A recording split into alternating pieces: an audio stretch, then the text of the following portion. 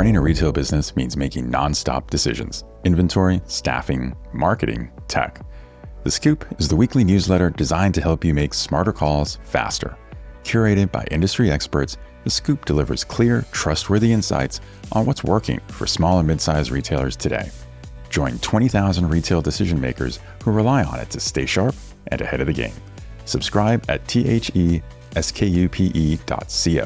That's theskupe.co. And now let's get to the show.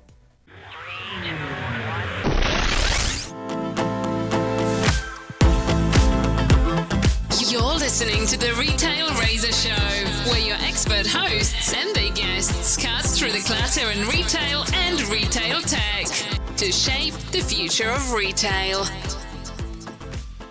Hello and welcome to Season 5, Episode 3 of the Retail Razor Show, the original podcast in the ever-growing Retail Razor Podcast Network, where we cut through the clutter to give you sharp insights on what's happening in retail today and tomorrow. I'm Ricardo Belmar. And I'm Casey Golden. Welcome, Retail Razor fans, to retail's favorite podcast and the only retail podcast in the top 10 all-time indie management podcast charts on Good Pods, where we bring you the practical knowledge you need to stay ahead in the retail world. It's a show for product junkies, commerce technologists, retail leaders, and everyone else in retail and retail tech alike. So before we jump into today's topic, I just have one important request for our listeners. If you like this episode, please go onto Apple Podcasts, Spotify, or Good Pods and give us a 5-star rating and drop a review, no matter how brief, even if just to let us know you really loved it, or if you want to just let us know what you wish we'd talk about next time. Either way, it really helps us grow the show and reach more people. And as you'll see for today's episode, it's really all about people. I know you said one request, but let's not leave out our YouTube audience. Yeah. If you're watching us on YouTube and like the show, please hit that subscribe button, smash that bell. And if you haven't already, give us a like, drop us a comment. We want to hear from you. Yep. And with that said, Casey, I hope listeners and viewers are ready for this episode because we have something very different than our usual take to share this time. And while our topic is unique and special, our guest today isn't new to the show. In fact, he's appeared on the show, I think, including this episode, no less than 10 times. Plus, he's been on 3 episodes in season 1 of our Blade to Greatness show. So definitely not a stranger to the Retail Razor. That's right. And it's for good reason. There are few people that we talk to that have a message and a mission that resonates with so many in our audience, as well as so many in the broader retail industry. Above all, he's just an amazing human that we love talking to and adore. And thinking about our themes this season, we are really zeroing in on the human connection today and focusing on how everyone in this industry and beyond for that matter can become the best version of themselves and become a truly empathetic and unstoppable leader. This is something special. I think listeners are going to keep coming back to listen or watch, like you said before, this episode over and over, because there's just so much you can take away from it to help in your own career and growth as a person and ability to just take pride in what you do. So today, we will be speaking with none other than Ron Thurston, someone who it's fair to say is inspiring human-centered leadership in the future of work, whether it's in retail or any other industry for that matter, because people are what should be the most important to any business leader. And those that don't recognize Ron or maybe are new to the show, and although we're going to give a quick rundown on his amazing background, if you haven't heard our past episodes with Ron, check out our first 2 episodes in season 1, where we talked about the future of frontline retail store teams. Episode 5 in season 1 also, where we looked at the role of academics in retail. Then again in season 2, episode 10, and our special top retail experts NRF summary. And episode 12, where we hosted Shop Talk, top retail experts summary. And of course, our Retail Transformers episode with Ron in season 3, episode 5. All of those will really get you caught up on all of Ron's history. And then there's last season's episode 3, where we focused on retail recruiting with Ron, plus the 3 episodes of our Blade to Greatness I mentioned earlier that feature him too. So yeah, if you were keeping score, I think that makes 10, including this one. So if we sum up what Ron's been up to, we could say he's a best-selling author, keynote speaker, and bold voice in the movement to reimagine leadership in a world transformed by technology. His new book, Human Pride, Optimizing Your Human Potential in a Digital Job Market, was just released May of 2025. Delivers a powerful roadmap for standing out, staying relevant, and thriving in the future of work. With over 30 years of executive experience leading teams at iconic brands like Apple, Gap, West Elm, Tory Burch, Bonobos, and Saint Laurent, Ron knows how to build winning cultures that drive performance. His first book, Retail Pride from 2020, became a career-defining guide for thousands of industry professionals, helping them reclaim confidence and purpose in their work. As the creator and host of the Retail in America tour and podcast, Ron spent over a year traveling across 30 states in an Airstream to spotlight the real stories and remarkable people shaping retail's future. Today, he serves on the advisory boards of retail tech leaders like Ometra and Ubic, helping brands integrate AI and digital tools without losing sight of what matters most: people. Ron is a sought-after keynote speaker who brings energy, insight, and inspiration to global conferences, C-suite offsites, and corporate events. His message resonates across industries, and your greatest competitive advantage is human. And that brings us to today's conversation. So let's not wait any longer after that amazing intro and get right into our conversation with Ron Thurston, which I hope our audience will find as inspiring as we do.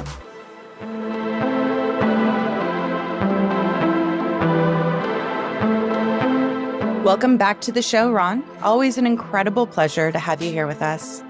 Oh, thank you. Thank you, Casey. I love coming back when I have new projects, new ideas, and you guys have been so gracious and so kind to me over the last 5 years. I very much appreciate it. Well, Ron, I have to say, you've certainly been a key guest on the show. Not only were you as guests on our first 2 episodes ever on the show, where we talked about frontline store teams, if you remember, but I think you may be the only guest who's been on at least 1 episode every season of this show. So I think that's pretty noteworthy to highlight there. We may have to have a special jacket or a sweatshirt or something, or a hat maybe to commemorate the moment. I'm ready. Let's do it. Let's do it. Happy to support you, whatever that looks like. So thank you. Thank you. I know we, and I suspect many of our listeners and viewers have been eagerly waiting for your new book. So I can't wait to dive into this conversation and learn a bit more. Thank you. Yeah. And timing of this. So today is May 5th. So the book launches tomorrow on May 6th on Amazon all over the world. So this is perfect timing. And again, very much appreciate this. Excellent. Well, Ron, you've gone from leading stores across so many amazing retail brands. You published your first book, and we talked about in previous episodes, Retail Pride. Yeah. Like I mentioned, all the way back to those first 2 episodes of the show, when we talked about frontline store teams, to the episode you were in our season 3, where we talked about the book, and of course your epic tour across the country in an Airstream, and the Retail in America podcast. And now we're going to talk about Human Pride and the new book. Yeah. So why don't you tell us a little bit about this whole journey and how you came to this point in writing Human Pride? Yeah. Thank you so much, Ricardo. It's funny when you said the first guest and I spoke about frontline teams. Mm-hmm. I still speak about frontline teams every day because when I think about optimizing your human potential, and I think about ways and the importance of how we connect as humans, as colleagues, as customers, as clients, all of it, it's so rooted in how we build relationships. And, all 3 of us have the opportunity to go to so many industry conferences, and I'm lucky enough that I get to work with the NRF and be one of the voices of NRF for 2025. And I work with the NRF Foundation and college students and get to be on stage. Through the last couple of years, as we all sometimes joke about this, that AI has become the kind of catchphrase of industry conferences. How are you using AI? What are you doing to optimize it? How has it infiltrated itself into your work? And I continue to have this conversation about, yes, but how is that supporting the growth of our industry? And most importantly, how is that supporting building human connection and optimizing yourself? And the further along that I've become in this journey, I've said, I need to write my next book about optimizing your human potential in a world that has become more and more dictated by algorithms and by, in many cases, AI and AI efficiency.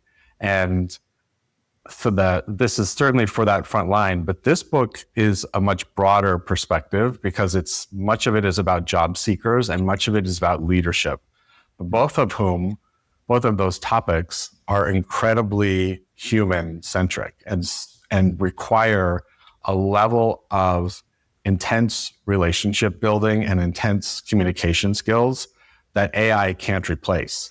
And so while I love to talk about technology and you talk about technology on the show, there's an opposite end of this conversation that needs to happen that is rooted in optimizing your human potential. And so that the book was really one kind of, I started the beginning of 2024 of last year and just continued to think like, how is the world evolving? How are relationships changing? How we work? What does work look like today? And what will work look like in the future? And the need to always take it back to who we are, why we add value, why it's certainly in a world where today we're seeing kind of headcount plateaus and in many cases, headcount reduction. Headcount reduction and challenges in job seeking require us to be actually at our best. It requires us to be even more tuned into what's important, even more connected to communication skills and all the things that make us great. So that was really where it started, and it has turned into something that I'm really proud of. That is both for our retail industry, but also for every industry, because every industry has challenges related to these same topics. Your timing point. Yeah, and I thanks, Casey, and I believe that this conversation is only escalating right now. More and more is being said about this, and we haven't reached the point where we say, yes, that's important, as I have been for the front line, I really want to be the voice that raises my hand and says, I understand all of this around technology, but we have so much work to do to be our best, and discover our own greatest potential. And particularly because I work with so many people who are both in a job search and college kids who are now beginning their careers. They're at a very interesting time to begin their career that is both intensely human and intensely rooted in technology. And you have to actually be good at both. You don't get to choose today. And it's moving extremely fast. I guess. You talk about building a career around storytelling and self-worth. What's one story from your own journey that's tested your own human pride the most? Yeah, that's so interesting. I would, say, and Ricardo, you mentioned in the beginning, I've had the pleasure, the joy, the opportunity to lead some incredible brands like Intermix and Saint Laurent and Bonobos and Tory and Apple. And, these are incredible, iconic brands. And there was a point where I said, I love what I do. And I was a very good head of stores because I'm so connected to driving business through human connection, which is the ultimate expression of retail. But I think the discovering my own worth was saying, how can I take this conversation and build it beyond me leading one brand? And so that's really what Retail Pride gave me the confidence to say, how do I take this out of my own? How do I go out and travel the country and have all these conversations? How do I build a business or a speaker business, coaching and consulting around optimizing your human potential? And that is, and particularly, Retail Pride came out when I was 55. I'm 60 now. And so how do you then take this and say, well, I'm at an an interesting chapter in my life where I've now uncovered another new chapter later on in your career. And I think for many people my age, there's this winding down, what am I going to do? I've kind of had my career, like what's next? And because I get a lot of those inbound messages, and I'm like, you have the ultimate ability now to share all of the hard work, the lessons that you've learned, the pain, the joy, all of it. Share it with the world because people want to hear you. There's power in experience, and that's what really built it for me. Yeah. You mentioned in your book, you talk about non-negotiables. Typically, as a job candidate, we keep these tucked away. So I was wondering if you could just kind of touch on non-negotiables and how can a job candidate not only define their non-negotiables, but actually stand by them in practice in such a competitive job market? Yeah, I love this question, Casey, because you're right. When things are difficult or the job search becomes long, I think all of us have a tendency to then just like shape shift into whatever the company wants us to be. Like all of a sudden what we're good at is different on the outside than what is on the inside. We think differently. We start to perform a different way, certainly in retail. And I'm guilty of this. You dress a different way, you look a different way, you fit into the brand. And what has happened is through this kind of level setting of roles and skills is that we actually, in order to deliver the best performance, we have to be very clear on who we are, what are our skills, what are our competencies, and where will we deliver the best performance. And that it's okay to say no. It's okay to maybe turn down a job offer that isn't as aligned of your skill set. It's okay to say, ask more questions in interviews. This is the piece where I get a lot of inbound that would say, hey, I took this job 6 months ago. I'm miserable. What do I do? And so I start to dig in and say, well, tell me about the questions you asked in the beginning during the interview process. Are you first clear on what you're good at? What are your strengths? What are your core values? So let's start there. And then what questions did you ask in the interview? And often candidates don't ask the questions that really dig into what's going to optimize their own performance or that are aligned to their values. I often, kind of the NRF Foundation students, they're primarily female. And so when I speak to the NRF clubs, I'll say, so 90% female, is it important to you that there are women in senior leadership roles in the companies that you work for? They all raised their hand, yes. I said, so ask that question in an interview. Ask the question of how many women have moved into a senior leadership role in this company. And if the person interviewing you can't answer that question, this may be not the right company for you. Or they say, actually, we don't have any.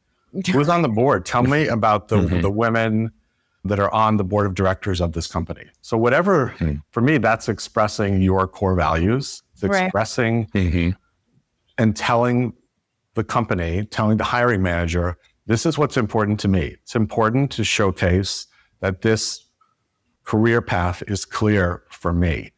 And there's such power in being so optimized that you then choose companies and roles and opportunities that are aligned to who you are. Your performance becomes unstoppable in that case. But it's a skill that I believe, and it's a power that is often missing from candidates. Yeah, I mean, I can imagine that with ChatGPT, so much is being dictated or on what you need to do to fit this job description. Yeah. But I do have to say one thing that the retail industry does have is we do have a lot of people with very strong sense of purpose and and their own point of view, right? Yeah. And we definitely have the opportunity to lean in, especially in retail, Because nobody's saying, oh, I'm going to go work in retail. I'm going to get rich. I'm going to make $1 billion. Next one, right? Everybody's here for different reasons. Right. It's not just about, money has almost like the least amount of why anybody is in retail or going into the space. I feel there are a few people at the top, but there is a strong sense of purpose and strong sense of self. But I can imagine that a lot of college grads or people who have been in the workforce for a very long time and were coming back or making a shift after many years at a company be a little bit more trepidatious in sharing those strong opinions or purpose. Yeah. And I agree with you, Casey. So that I think that's where, when I think about optimizing your human potential, it's exactly that. It's owning your own experience, strengths, confidence, storytelling abilities, all of that. Like, do your own work. Human Pride is what I would call more of a book about self-reflection. There are more activities. Before you start this chapter, here are some questions to ask yourself. Once you've read this chapter, here's some activities around self-reflection or work that you can do. Because none of this is something that someone's going to give you. You have to do the work yourself. And the confidence that you go into an interview, knowing how clear you are, what you want, where you want to go, and asking smart questions, you become a candidate that's quite memorable. And sometimes it comes through, you have to work some way through the algorithm to get there. That's the reality today. But once you're in it, what are you going to do to take full advantage of that opportunity? And we all know when your personal values and are aligned with the work that you do and the opportunities in front of you. We talk a lot about high turnover rates in retail. We talk a lot about people trying to actually get out of this industry on the store side. And what I see that is, but then that creates the greatest opportunities that have ever existed here to be your best, to move your career faster. So I look at it in a more of a positive, but more of a self-ownership perspective versus this is what the industry is doing to me. This is what I'm going to contribute to the industry. Yeah. It's great. It's a great advice. Yeah. Mindset. Mindset. It's all mindset. It is. That's so true. Well, I want to go back to something you started to say earlier about how we're in this world where human connection is so important, but we're also surrounded by digital tools and technologies at pretty much every turn and every aspect of this work journey in a sense. So when you think about this, Ron, what are the human qualities you think are the most valuable for recruiters to look for in candidates? If we kind of look at it from that perspective. Yeah. And so if I'm a recruiter hiring in a leadership role, and I think about the workforce today, that is in many cases 3 or 4 generations of people on my team. So I'm looking for leaders who are incredibly curious, who can ask questions of their team about how you can help them deliver their best performance. And so I think that's one of them. 2, I would say empathy and conversational skills and emotional intelligence. And so leading a multi-generational workforce is about empathy and curiosity. And so you can sit and have conversations with everyone on your team and say, based on your experience, what's the best way for me to communicate to you? How would you like our conversations? How would you like me to support you? All of us in leadership roles, our job is to support our team. We are in service to our team. Again, that for me, that's a mindset. Every day, right? The mindset of a leader, in my opinion, should be, how can I be in best service to my team and optimize their performance? And that starts with curiosity and empathy, where you say, how would you like our touch base? How often would you like our touch bases? When, in what forum? Would you like them, via Zoom? Would you like them to be in person? How would you like them to show up? What about annual reviews? What about goal setting? And every person on your team is going to want something different. And this idea of the past, and I've certainly worked for and led brands where everyone has to be treated exactly the same way. Everyone gets asked the exact same questions in the interviews. Everyone's performance review is the same. Everyone's training is the same. And I just think those days are over. I think training, again, you say, well, how can I optimize your experience as a new employee? Would you like a buddy? Would you like someone to sit with you? Would you like to study on your own?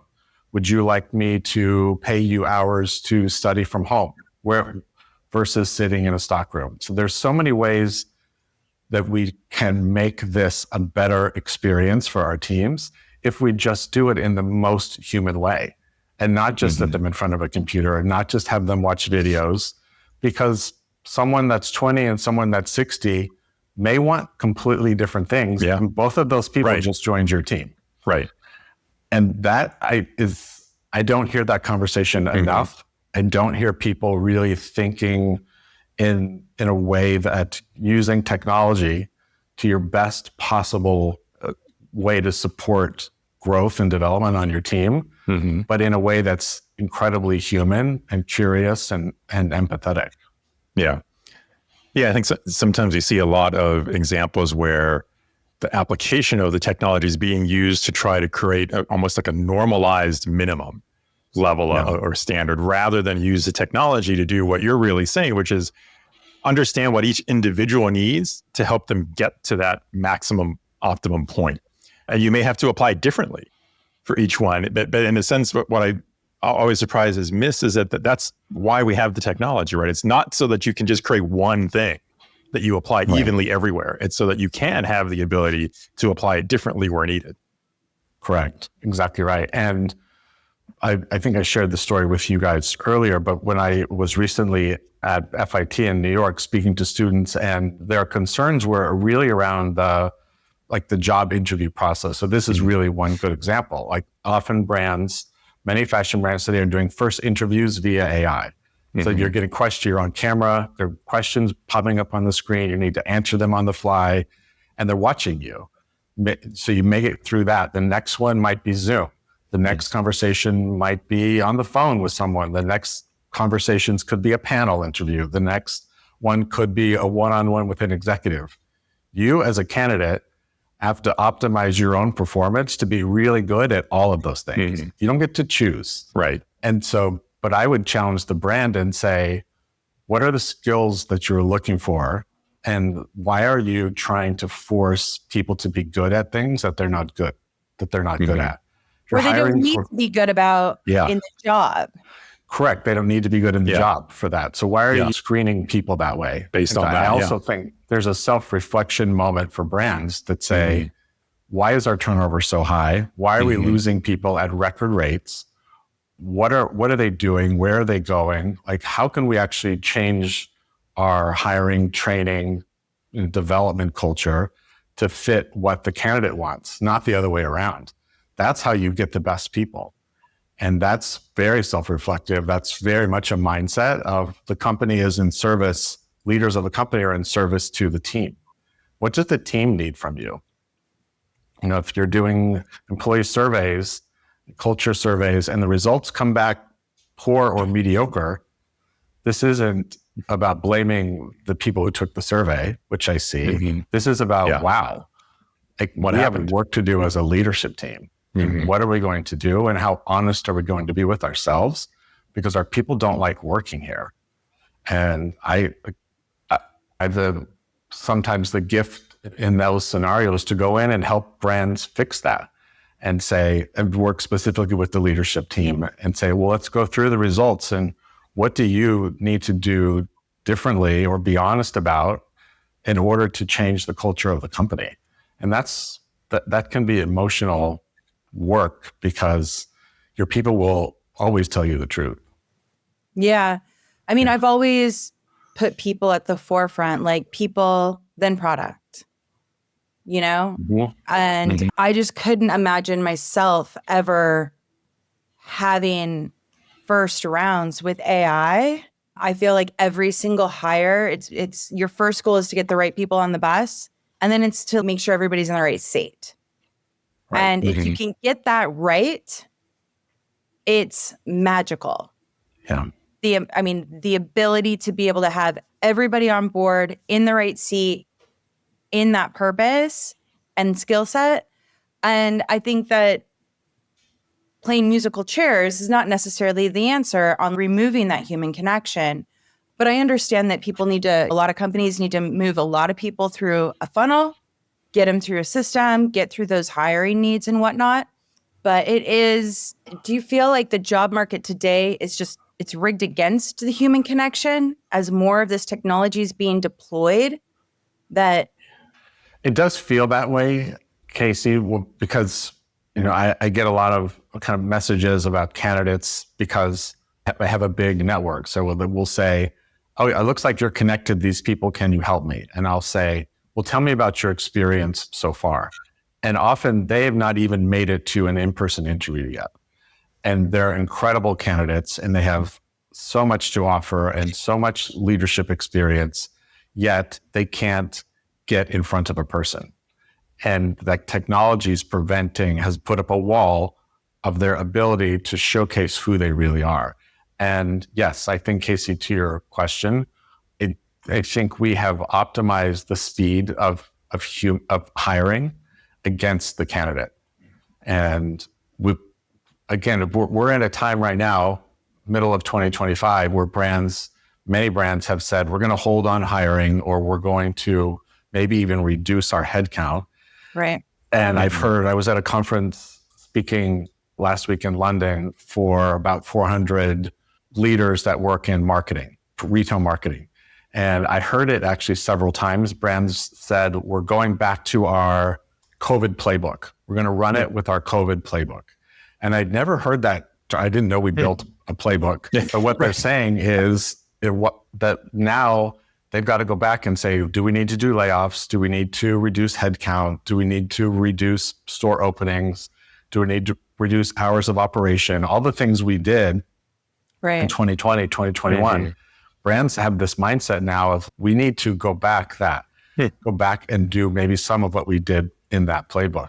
And my response is, from a people standpoint, is that every hire now has to be probably going to have to do multiple jobs. They're going to have to have a wider skill set. They're going to have to be even more human connected, that then slow down the hiring process, maybe remove all the technology, and then go back. Maybe the playbook is go back to the way that we used to hire, which is phone screenings or group interviews or all the things that we do so well. Mm-hmm. I think this actually has forced us to go back and do hiring differently. If brands haven't recognized that, I think it's time. Yeah. Do you see, Ron, like in this process, are brands sort of falling into a trap where they're just kind of hiring resumes versus actually attracting people into these roles because of how they're applying to technology, or because, to your point, they're thinking I have to go back to this COVID era mentality? Yeah, I think they're hiring resumes with certain brands without putting the work in to find the right person. And it requires work. Interviewing done well is really hard. And actually, I think really fun, because I love to meet strangers all day. That's why I worked in retail. But at the same time, candidates have also figured out I can drop the job description into ChatGPT and say, what are the primary competencies that they're looking for, and change the language on the resume. So there's tricks on both sides of the table here. Right. Neither of which are actually very, I would say, lucrative to finding the right people. So yes, I think we've taken the human out of this experience, and we need to put that back to change how people think about work, and maybe more importantly, how they think about the job search experience, because it's hard right now. And I get to speak to so many people, and incredible candidates are not having good experiences. Is part of the issue how, maybe it's on the brand side, how they're trying to scale their ability to either look at more resumes? Because in some ways, I imagine from the recruiter's side, the perceived benefit of why I'm using all these tools is because it lets me ingest more potential candidates, apply some kind of filtering to that, in the hopes that I'm going to end up with the best set that I want to actually talk to. But is it turning out that way when you try to do this at scale? Yeah, I think it's that exactly the goal, Ricardo, but it's not, it doesn't work. It doesn't, it will not work because people will get left on the sidelines and never get to play that should have been part of the mix. So it's leaving people behind that shouldn't be. Yeah. How does, I'll throw out a term that, hustle culture that has been talked about so much in the last few years. And again, maybe especially since COVID. I always think of every direct-to-consumer brand that rose through COVID. Every one of those founders talked about how they had to hustle to get their brand awareness and how to get out there and succeed.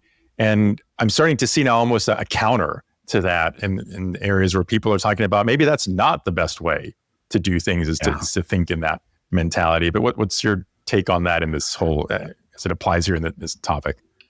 Yeah, I would say it's exactly that, of like where it's a recognition first at the company level of what do people, how are they experiencing work at this company? What are our turnover rates? What are our adoption rates of new technology? What is the customer saying? So think about NPS. Think about all the KPIs we use in retail. If you put all that data together, you can say, how is our employee base experiencing their work here?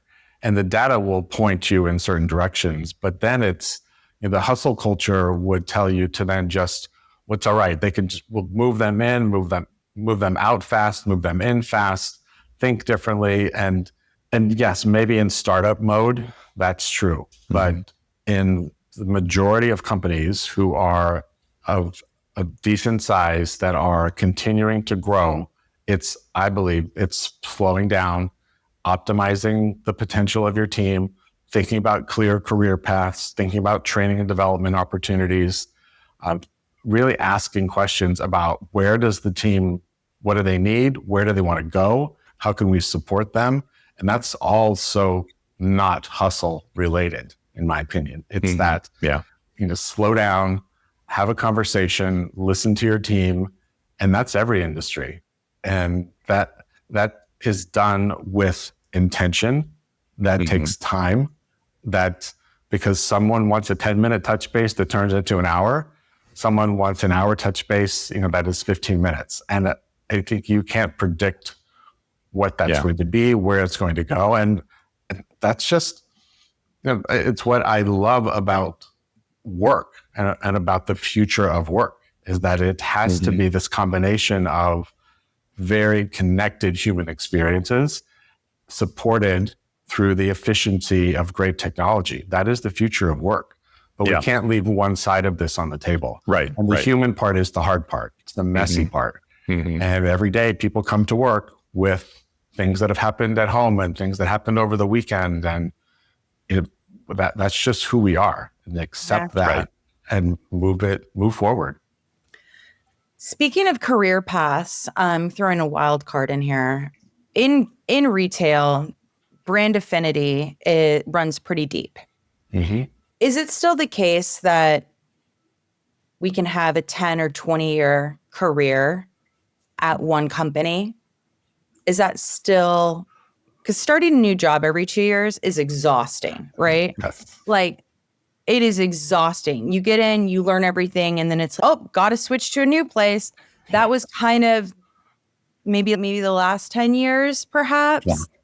Do you see, because it's so hard and so difficult to get through that door, people just want to drill in some stakes and say, I'm not leaving. I'm going to chase after the brands or the companies that I have a brand affinity for, that I believe in, that I want to help, and I'm digging my heels in. Yeah. It's so interesting, Casey, because you're right. I think that was a pretty common mindset.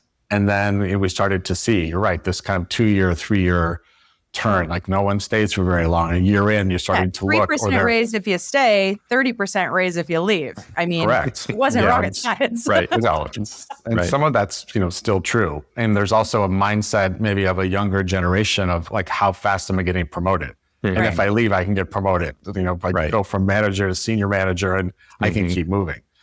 What I would challenge everyone to do is to say, well, what are, again, kind of my core values? Where am I adding the greatest contribution? And if this is an industry that I love, are you a real student of the industry, or are you a student of the brand you work for? And I think sometimes it's picking your head up and saying, I love this industry. I'm going to continue to follow what other brands are doing, what maybe friends and colleagues and events, what are they saying about working there? And then choose the brands that best align with that. And you're right, every 2 years becomes certainly exhausting. But at 5, you could say, is this leading ultimately toward where I want to go and what I want to do? And brand senior, we know that the CEO level brands, now that's become a 2-year job.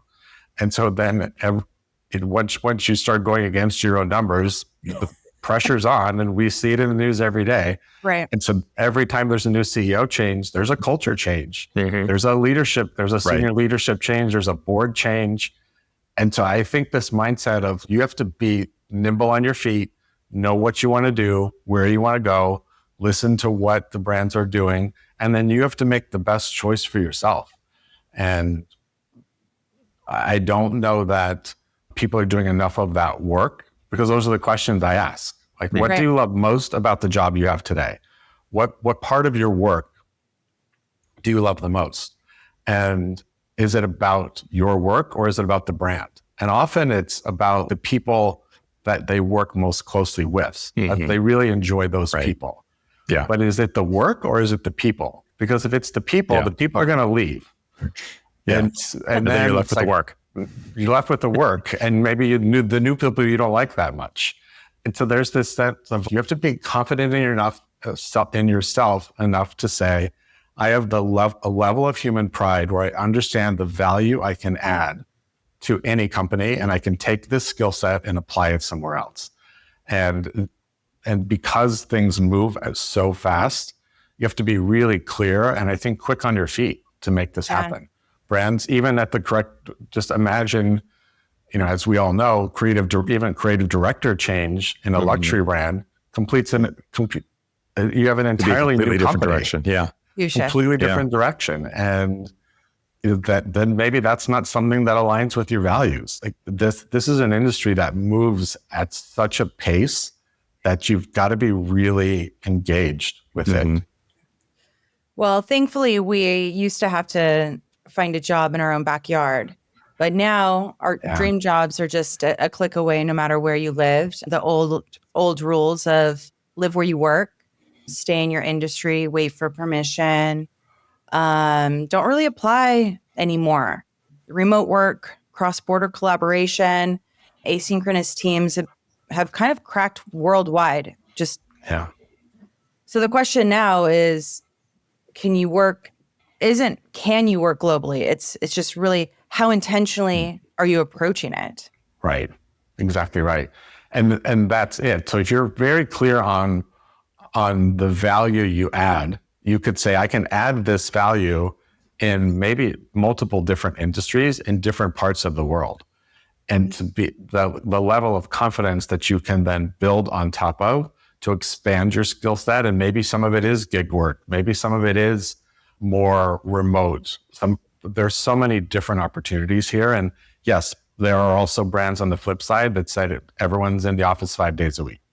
But there can be value in that, of saying, you know what, then if I have to be in the office 5 days a week, I'm going to be the best version of what showing up in the office means. And I felt like I had success in that way. First one in the office, maybe that's the hustle culture, but that was the time. Last one to leave. You're always contributing. You're adding value. People see you. They know what you're working on. Your cross-department collaborations improve, all of that. So whatever the situation is, say, how can I then optimize this experience right now? Is it virtual? Is it international? Is it 5 days in the office? All three of those can exist at the same time, and you can be the best version of what that happens to be of that experience at that time. And I think candidates are too linear. I only want to make this much money. I only want to do this. I want to report to this kind of person. And then their job search takes 2 years. And Yeah. I encourage people, open your mind, think differently about this work, and learn how to tell your story that is related to these choices, because that's what great candidates do. I just gave a congratulations on LinkedIn to a gal in retail, and you could just see that, like, same job title over and over and over again. And she's, come on, promote this woman. And then I saw like New York to a promotion in London to a promotion in Dubai. And I'm like, yes, Yeah. that's awesome. So many people are willing to pack that suitcase, Yeah. you know, and it just was able to make leaps and bounds up there. But it was just like, I was like looking at it, I'm like, oh, that's a great move for you. And then I was looking, I'm like, oh my goodness. Like, you needed a cheerleader in there for a moment, you know, to get through that next step. And I think it's just great to be able to see people taking those jumps and taking those leaps, and more brands saying, I'm going to take somebody from a different country and move them over here. If they're game, a lot of times there was these rumors. I believe the rumors are true. So it may not be a rumor. But if you don't live in New York, you're not getting a job in New York unless you're super senior. Yeah. It's don't even apply for a job. You need to move first. Yeah. And I think in a world where every dollar is scrutinized, you're right. You know, and then there's risk, and there's their family involved and kids, and like it's really complex moving someone like that. So yes, because if you're already there and you can start in 2 weeks, sure, that puts you to the top of the list. But I think it's being firm and saying, actually, you know, I need a month in order for this to be settled, and this is the cost. But you know, the jobs are everywhere, and it's then choosing, you know, how you want to work in that world, how different that is. I moved to New York for LA to New York for one of those jobs, Casey, and then stayed for the next decade, because you're right, it worked for me. But you know, now I live in Miami, and the work becomes very different, and travel becomes different, and so the opportunities can show up everywhere. But the joy of finding that aligned to your core values and to your strengths, that's an endless search. Yeah, and it doesn't matter where it's located at the end of the day. Doesn't matter. Right. Yeah. So let's talk a little bit more about leadership, which you cover in the book as well. It's a good focus on something you referred to as leading without titles. Tell us a little more about why you think that's the future of leadership. And I guess the question I have along with that is this, where you've mentioned empathy and empathetic leadership before in this discussion. Is that one of the more important and valuable pieces of leadership? Yeah, I really believe that it is, Ricardo. I think that great leaders very much lean into strong emotional intelligence, and this is a big part of it. But what great leaders do is find that potential in everyone on their team. And everyone may not think they have the ability to lead. Maybe they're shy, they're less confident. They think that they don't have the ability to lead others. It's not a skill they've had. And if you as a leader then say, you know what, Ricardo, I'm going to give you this one special project. You're going to do just one special project for me, and I want to see how you do this. And then you come back and it's phenomenal. And I said, so I'd like for you then to share that with the rest of the team, this work that you did. And so leaders find those opportunities to let others shine. Yeah. Leadership is never about you. It's not about your title. It's not even about the title of the people around you. It's about finding their light, finding their joy and their pride in their work. Your job is to figure that out. And if you do that as a leader, people will follow you. People will work harder. You ask for something, then when you need it, they deliver. There's this reciprocal level of commitment to success when leaders lead like that. And if the titles block you from finding that on the team, then the titles are doing a disservice to the rest of them. Yeah. Is it a department? Is it a store? Is it a company? Don't let the title inhibit the strength of the rest of the team. or that there's a reporting, like I can only, if I'm a VP, I can only speak to the directors. No, you can speak to whoever you want. Right. That's a choice. And I've seen that kind of old school mentality of, no, you need to have a touch base with your boss before, and your boss needs to tell me what you want. And I just don't think, none of this applies anymore. Yeah. And younger people joining organizations, like the kind of the rules that we followed, like I talk about training and onboarding and career paths, all the rules, they're not interested in this. They're not interested in all of your like old school, ways that our companies have operated. Oh, that sort of forced hierarchy. It's forced hierarchy. It's forced, and this kind of waiting to get promoted mindset doesn't apply.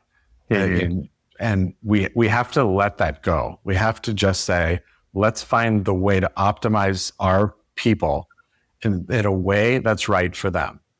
And that's how you retain teams. Yeah. Because they have access to senior leadership. They have access to learning and development that's not on a list of things I can learn at this job. And I have to wait to learn these until I get the next job.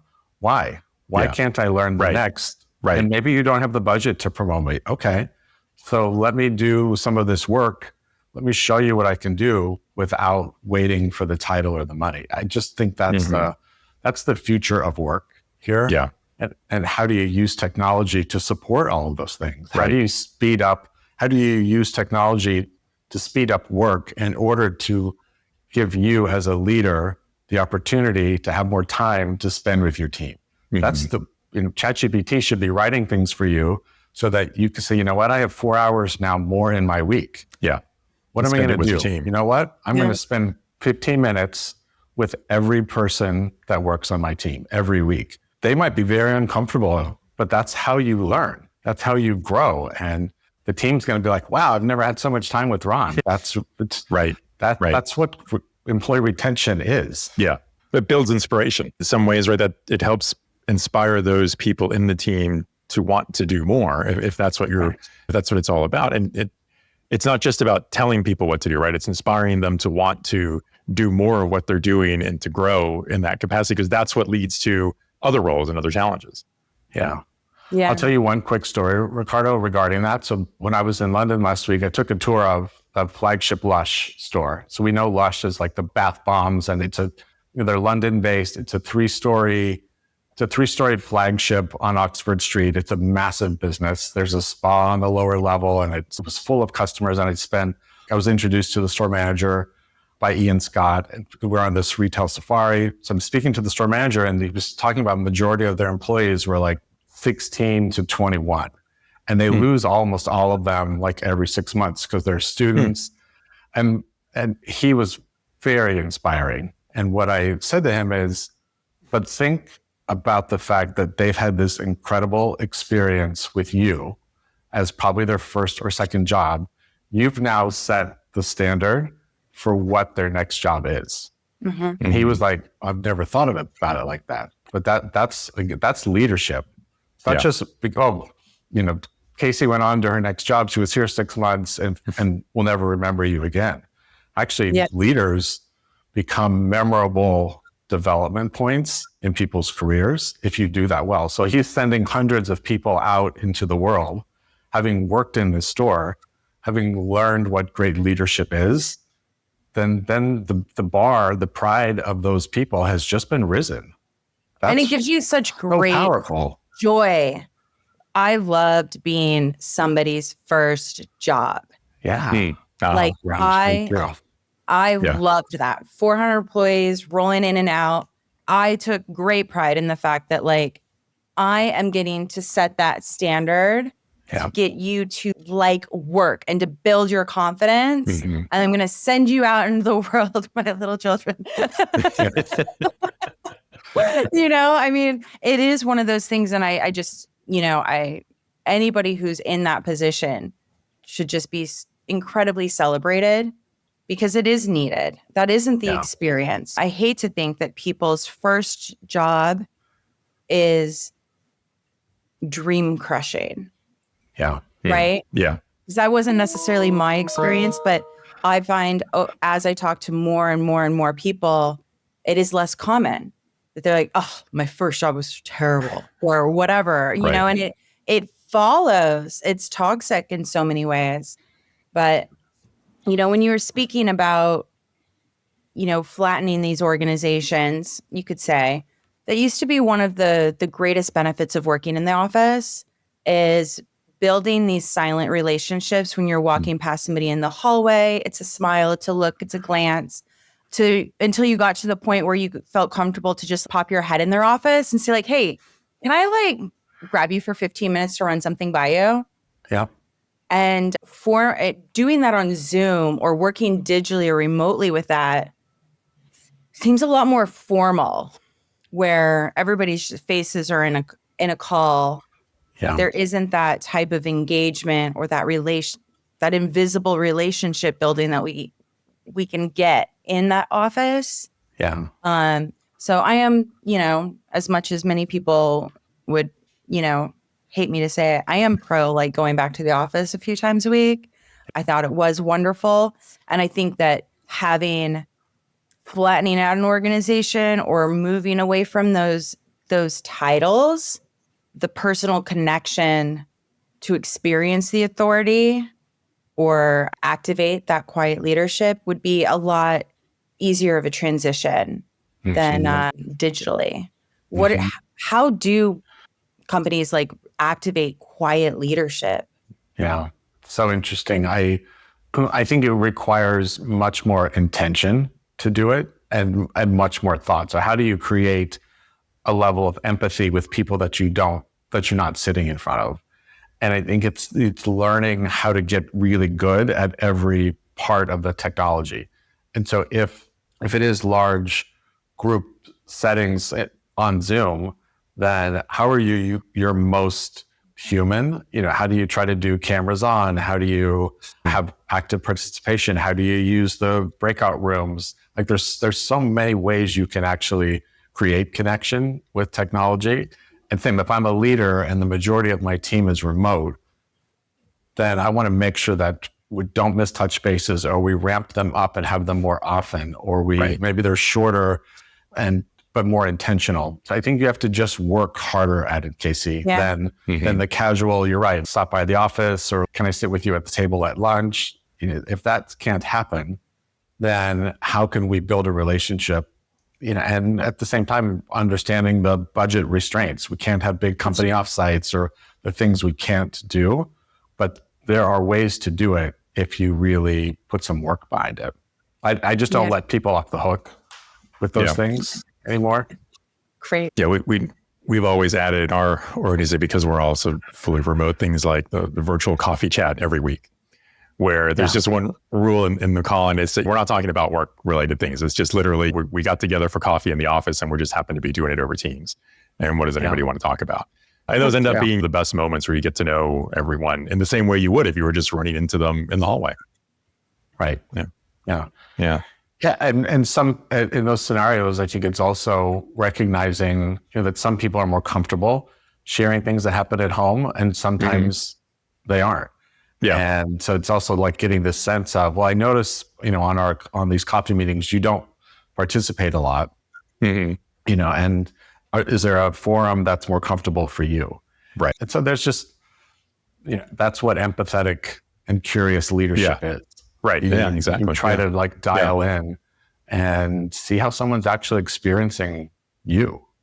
Yeah. What does that mean, you know, for them? And you know, things like 360 reviews and all of this, that there's some value, some controversy in all of these tools, but ultimately nothing replaces an honest conversation.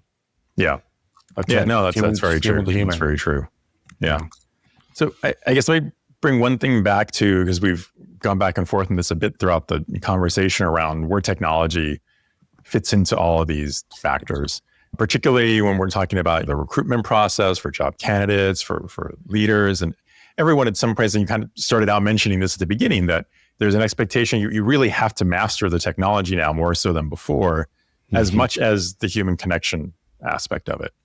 So if you take a step back and look at the technology and how it's interacting with people in the industry, I want to ask the question, are we winning? Meaning, is the technology making this better, or is it creating more challenges for us? Maybe instead of more challenges, it's new challenges that we're having to overcome because it's making us busier versus more efficient, or creating hurdles to productivity instead of making us more productive, which is what the promise of the technology is. How do you see that right now? Yeah, I see it as this kind of test and learn world that we're living in of, well, if I tried this technology, if it was ChatGPT or one of the other many solutions that are out there, if let's test and see how this reduces work and time and efficiency and quality of work. And if the test equates to we save 2 hours of time and maybe the work of somebody else, what are you doing with that time? Right. So the only way that this becomes more efficient and more important is that we then recognize what's available to us to become more human.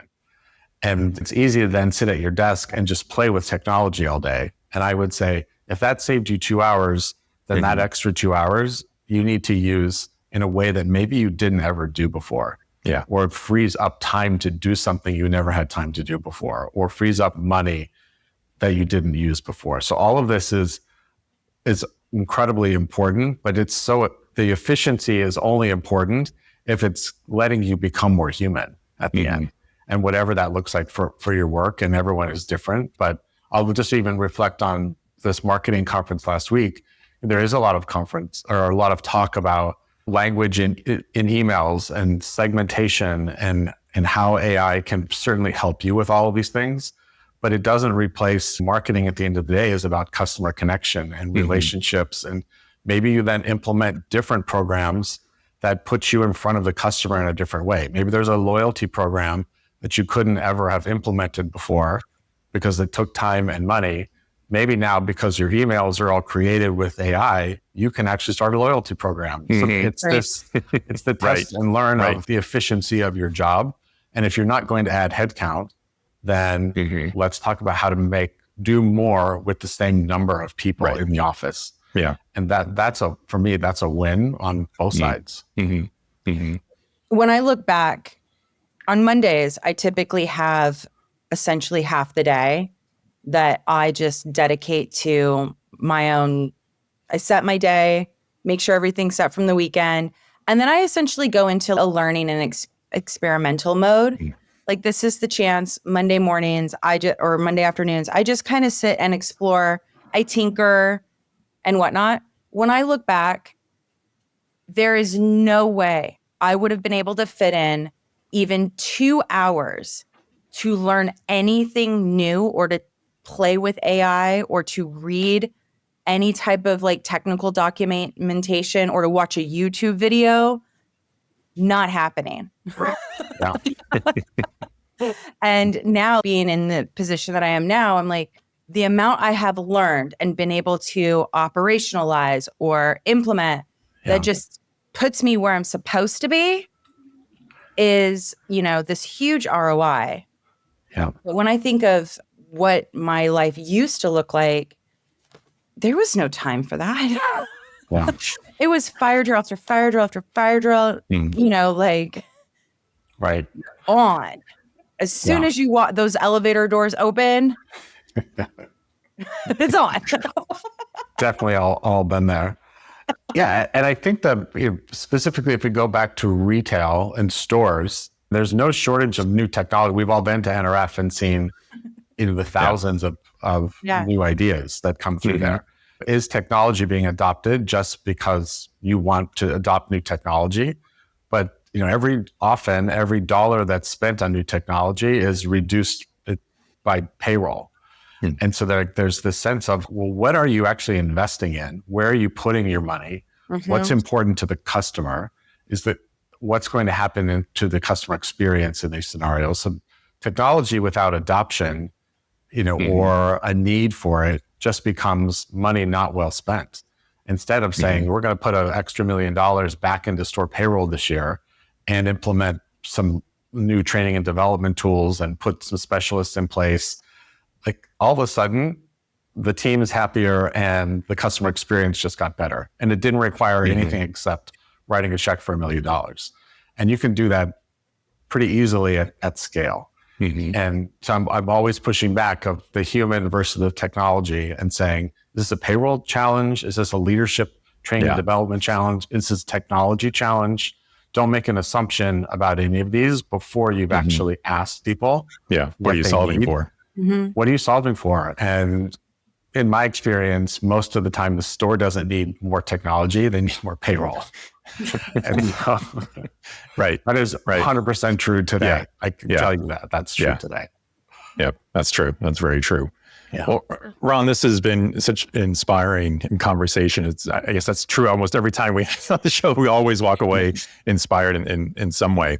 So before we wrap up, I think there's one final question I want to ask you here. If every CEO or hiring manager or frankly, a job seeker that's listening to this could take away one truth from human pride, what would you want it to be? One truth. I would say that your greatest advantage and your greatest potential is discovered through who you are, your core values, the work that you do, the contributions that you make that are the most human, and showing up with pride. And I say that, it's the word that I think is in my language, my vocabulary, the most overused, but I say it with intention, is that when you're proud of your work and you're proud of what the companies are doing that you work for, and you're proud of your team, and then your work changes. And that word pride shows up in so many different ways. And I believe that's why, I have 2 books with that word in the title, because I believe so strongly in it as an emotional driver to success and motivation and commitment to things. When you're proud, you're committed. When you're proud, you show up with integrity. You do the right thing. You bring people along because you're proud of the work, and you want people, like Casey, what you said, I love when it was people's first jobs. Me too, because I wanted them to be proud that they had a boss that would do the right thing or ask them their opinion. Things like just seem so simple. I believe that this kind of level of thinking differently about your work, but most importantly about your own self-development, your own self-reflection, and the work you put in, changes the dynamic of the workforce and changes who you are. And I hope that's the biggest takeaway, is that this is about work on yourself first and foremost. Yeah. Ron, thank you so much for this discussion. I know it's well-timed, and I hope our audience is inspired and feel just a little bit more proud of themselves, and you're the kick they needed to get that confidence up a little bit and just go shine. I always look forward to you being on the show.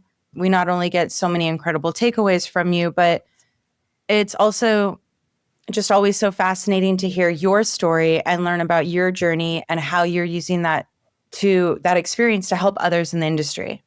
I think you are the number one person everybody would want to work for. I mean, have not take that inspiration to say, what would Ron do? Take that. Thank you. But now I get to do it on stages and work with conferences, and that's, there you go. That gives me great joy, because it's I feel like I'm giving people that first job experience. Like, you can do this differently. Yeah. The way you've always done it doesn't mean it's the way you have to always do it. And it's maybe more simple than you think. Yeah. And I think your intuition is there. I think a lot of people's intuition is there. Yeah. And a lot of this technology or direction is maybe taking us out of what that first intuition is, to be like, okay, I'm just going to follow these directions because this is what we're doing now, but it just doesn't maybe feel right. Or there's something that you really feel like, I need to add another step in there. To really just be able to say, you know what? I'm going to put the other step in there. This is really important for the job, and taking those extra steps. So if anybody in our audience is booking, please get Ron on every stage. Please do. Absolutely. Absolutely. You won't regret it. Buy Human Pride on Amazon. Yes. That's right. That's Go right. get your cup.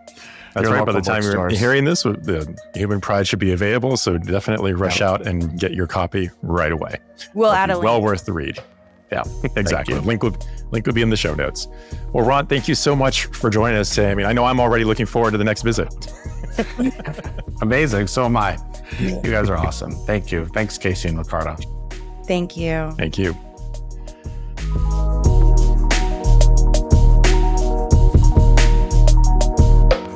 If you enjoyed our show, we have a simple ask for you. Please consider giving us a 5-star rating and review on Apple Podcasts, Spotify, or Good Pods. Remember to smash that subscribe button on your favorite podcast player, or like and subscribe on our YouTube channel so you don't miss an episode. As always, a huge thank you to our amazing Good Pods listeners for helping us consistently rise to the top 3 spots in the indie management and indie marketing podcast charts with every episode. I'm Casey Golden. Please follow us and share your feedback at Retail Razor on LinkedIn, Blue Sky, Threads, and Instagram. And if you want to preview highlights and transcripts from each episode right in your email inbox, please subscribe to our Substack newsletter. I'm Ricardo Belmar. Thanks for joining us. Until next time, keep cutting through the clutter and stay sharp. This is the Retail Razor Show.